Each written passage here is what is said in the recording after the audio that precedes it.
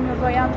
հանուն ինչպեսի Հայաստանի կատարեցիք ձեր քվեարկությունը։ Նախ հանուն խաղաղության, հանուն ինքնիշխան Հայաստանի, հանուն զարգացող Հայաստանի։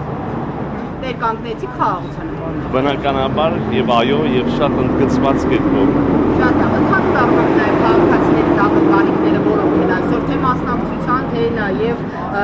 ընդհանուր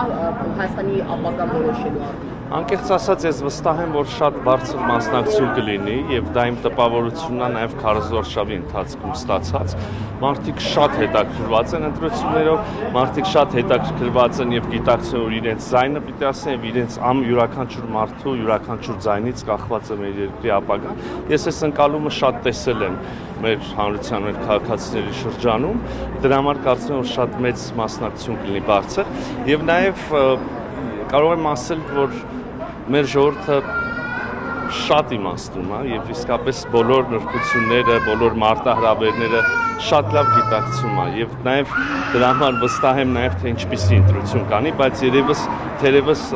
տեղամասի մոտ չարժի չեմ կարող օրենսդրություն սահմանափակումը ավելի մանրամասն ասել։ Պարոն Միրզոյան, արդյոք այս ընտրությունների արդյունքները կարող են բեկումնային լինել խաղաղության պայմանագրի ստորագրման ու հետագա սահմանազատման գործընթացի ընթացակարգերի վրա։ Բեկումնային այն առումով, որ ես կարծում եմ, որ այս ընտրություններում Հայաստանի Հանրապետության քաղաքացիների